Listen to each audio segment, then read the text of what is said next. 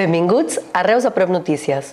Les activitats del Carnaval marcaven l'inici de la setmana, que començava dilluns amb l'Expo Profit, on milers de ciutadans van passar per la plaça Prim per degustar la variada oferta gastronòmica que oferien les colles de Carnaval.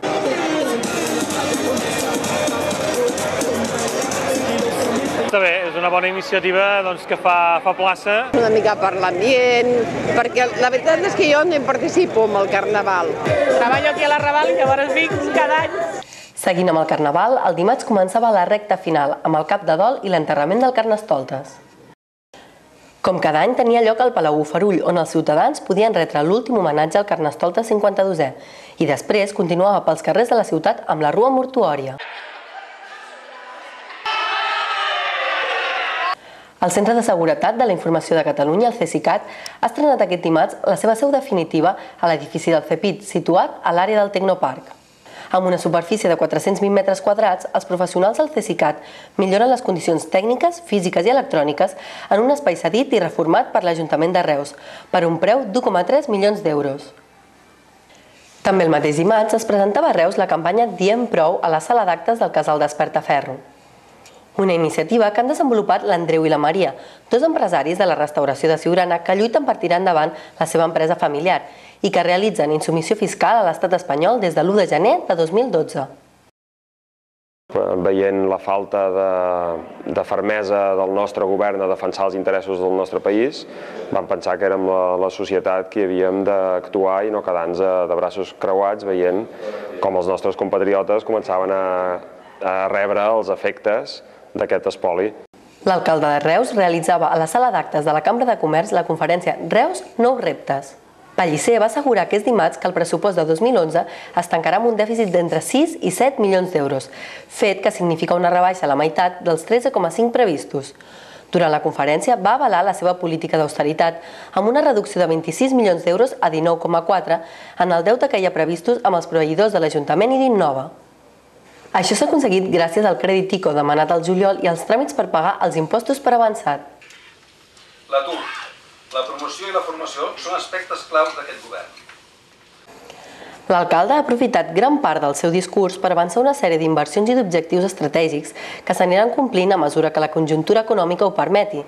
De les inversions que s'inclouran en el pla pel mandat, en destaca la remodelació de les places de la Llibertat, Prim, Puríssima Sang, Catalunya i la Patacada. El govern municipal va confirmar el dimecres l'inici del procés per externalitzar els serveis funeraris de la ciutat.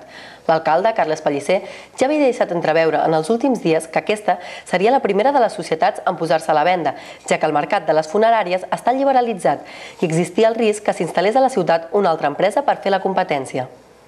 Teresa Gomis va afegir aquest dijous que l'empresa que gestioni la funerària haurà d'absorbir l'actual plantilla i nega que es vulgui vendre el cementiri. El mateix dijous a la tarda, l'alcalde es reunia amb els representants dels treballadors de l'empresa. Canviant de tema, un any més els escolars de la ciutat han pogut participar en la tradicional tallada de la cama de la Vella Quaresma, una iniciativa en la que participen tots els nens i nenes de les escoles de Reus i que ha tingut lloc a la plaça de les Peixateries Velles.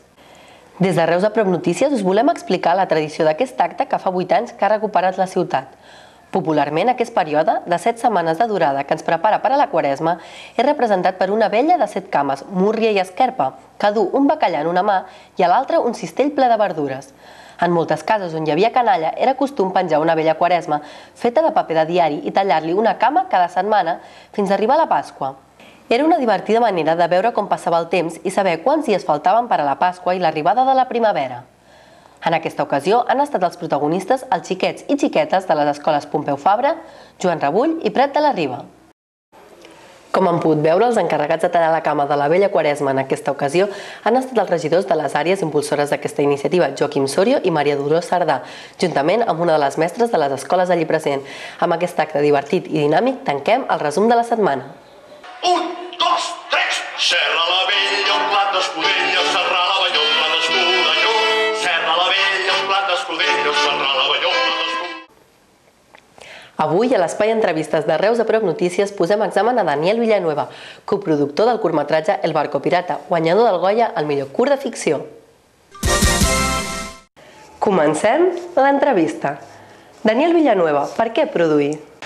Doncs mira, l'Arturo Méndiz, el productor de Bastion Films, és amic meu des de fa molts anys i fa molt de temps que dèiem de col·laborar i treballar conjuntament en un projecte que ens agradés.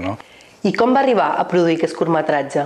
Va arribar el 2010 en forma de guió, un guió del Fernando Trullols. I què tenia aquest guió que els altres no tenen?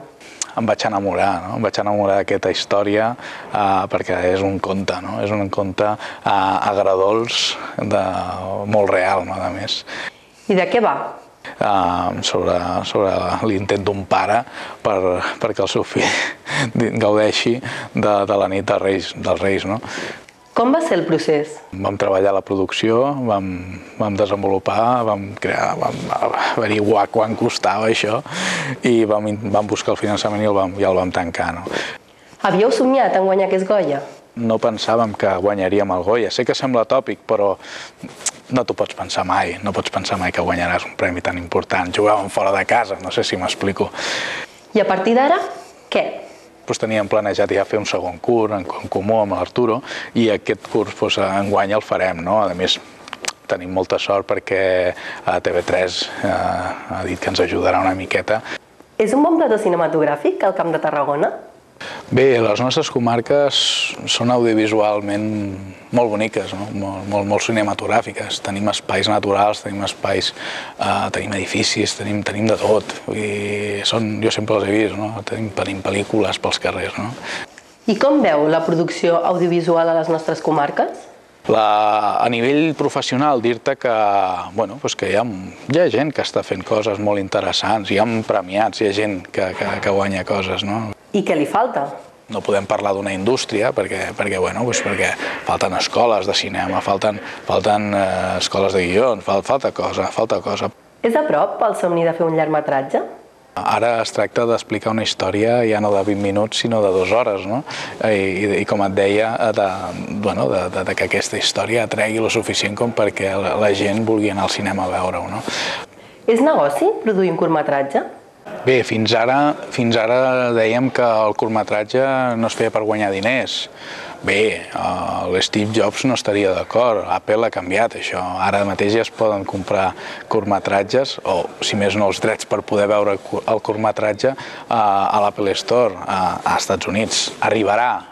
El futur és la xarxa? Internet és el gran salvador, és la finestra al món.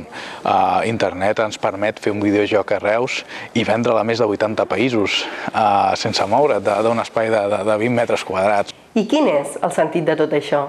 El que realment importa és la creativitat, les ganes, la il·lusió i el unificar tot això en un projecte ben acabat, ben polit, que a la gent li agradi.